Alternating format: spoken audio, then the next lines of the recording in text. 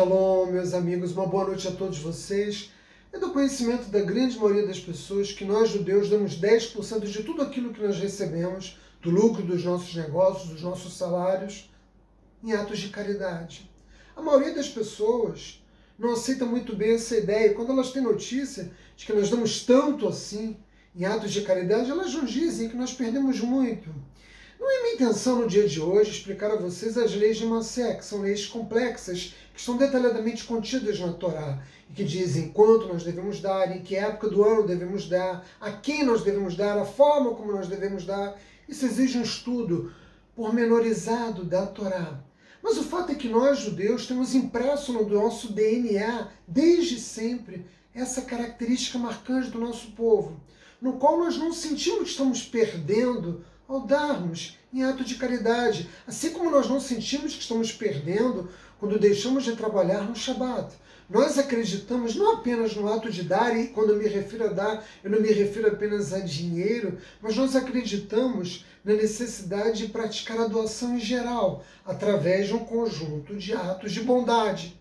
E afinal de contas, por que quando nós damos, nós sentimos que não perdemos? Qual é a origem dessa ideia? Aonde que no interior da psique judaica penetra na nossa filosofia de vida esse pensamento? Qual é a lição da Torá que deixou marcado tão profundamente o povo judeu, ao ponto de nós, há mais de 3.000 anos, agirmos dessa forma, na medida em que temos centenas de instituições comunitárias que apoiam o nosso povo, principalmente aqueles que carecem, de maior ajuda? E para responder essa pergunta, nós temos que retornar à Torá, na história do nosso patriarca Abraão Avinu. Abraão Avinu tinha 99 anos de idade, ele faz seu Brit Milá. No terceiro dia é o dia que ele está sentindo mais dor. Ele está na sua tenda, ele está conversando com o Ribono Shel Olam, o mestre do universo.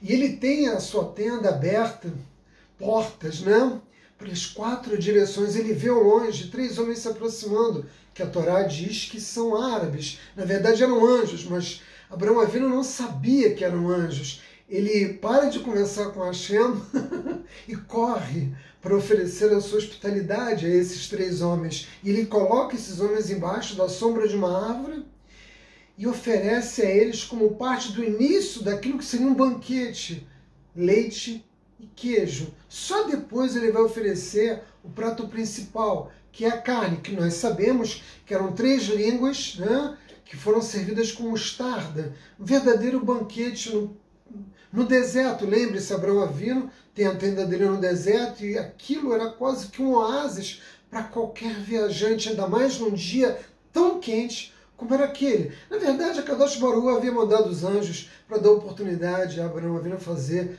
Hesed, porque ele estava angustiado com o fato de não poder praticar um ato de bondade. Todo judeu deve praticar todo dia pelo menos um ato de bondade, porque Abraão Avinu nos inspirou a isso.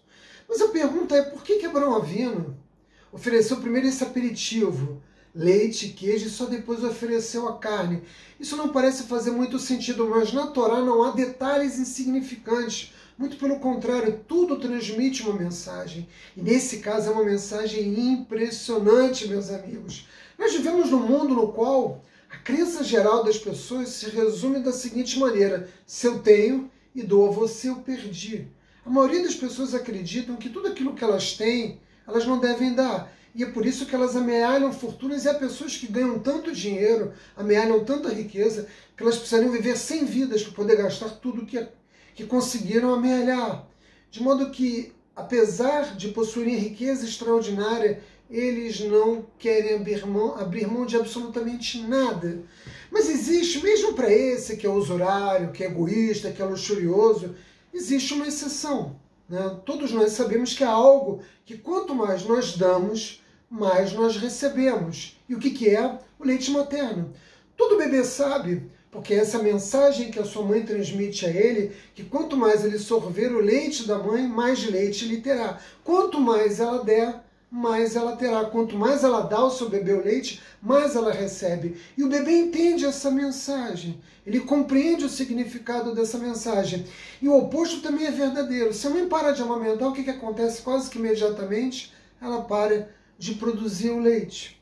E essa é a mensagem de Abraão Avino, a mesma mensagem materna. Quanto mais eu dou, mais eu recebo. Quando ele ofereceu àqueles homens leite e queijo, ele estava dizendo àqueles homens, olha, eu posso oferecer a vocês tudo que eu vou oferecer e posso oferecer muito mais, porque quanto mais eu dou, mais eu recebo. E aí vocês vão me perguntar, mas Atilano, eu não estou conseguindo compreender exatamente em que medida o leite, né, tem esse significado, na medida em que ele é oferecido antes da comida principal. Houve um tempo que os homens, né, eram muito mais ciosos da sua obrigação, das suas obrigações, e sobretudo eles reconheciam a presença neles mesmos daquela faísca divina, porque nós fomos criados à imagem e semelhança de Hashem. E Hashem é o quê? Doador. Ele tudo dá e nada pede em troca. Então nós também, como seres humanos, que emulamos as qualidades do Criador, também queremos dar. Quando você é convidado para passar o Shabat na casa de uma pessoa, o que o dono dessa casa faz? Ele tira dele e oferece a você. Você está ali na posição de receptor. Tudo que ele vai dar a você, você recebe, e isso cria, ou pelo menos deveria criar em você, um sentimento de desconforto, porque você está tirando algo do dono daquela casa e recebendo sem dar nada em troca. E o ser humano fica incomodado nessa situação. Por quê? Porque nós temos dentro de nós uma marca divina que nos aproxima de Hashem. Nós queremos ser doadores e não receptores. Abraão Avinu estava dizendo àqueles homens o seguinte: não se sintam de modo algum incomodados com o fato de estarem recebendo da minha bondade, porque aquilo que eu dou eu vou receber muito mais. O Criador dos mundos é muito bom comigo, e tudo que eu dou eu recebo em abundância.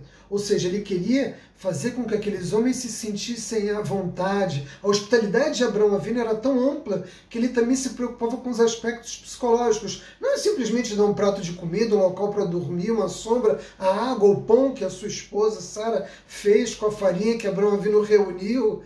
Vejam, meus amigos, ele estava preocupado em criar todas as condições para que os seus visitantes se sentissem à vontade na sua tenda. E é essa a origem da visão judia, né, de dar, da prática do Hesed. Nós nos inspiramos no nosso patriarca, e essa impressão ficou marcada na psique de todo o povo judeu ao longo da história. É claro que nós temos as leis de Maaser, existem as obrigações que todo judeu deve ter, com os Kohanim, com os levitas, né, os sacrifícios no templo, tudo aquilo que havia de ser dado, mas independentemente dessa pleide de obrigações que estão contidas na Torá, nós também temos a prática da caridade como elemento vital, né, da ética judaica. E vejam, que isso se aplica também nas nossas relações interpessoais. Nós também podemos vivenciar isso na relação que nós temos com outras pessoas. Isso se apresenta de uma forma mais presente nas relações matrimoniais. Nós vivemos num tempo em que a maioria das pessoas se casam esperando receber alguma coisa das outras. Existe um egoísmo muito grande que marca, né, as uniões nesse tempo tão caótico em que nós vivemos. E as pessoas não se dão conta de que quanto mais elas recebem, mais elas perdem na sua relação. Por quê?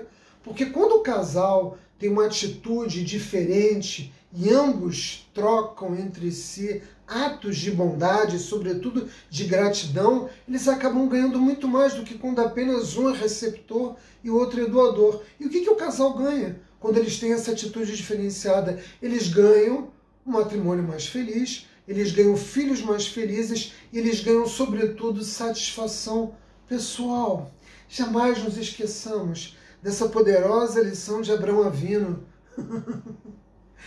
que ele nos ensina quando ele dá aos seus hóspedes leite e queijo. Jamais esqueçamos da mensagem do patriarca. Afinal, essa é uma mensagem que nós recebemos quando ainda éramos muito pequenos, que nós recebemos quando ainda tomávamos o leite das nossas mães, meus amigos. Bye!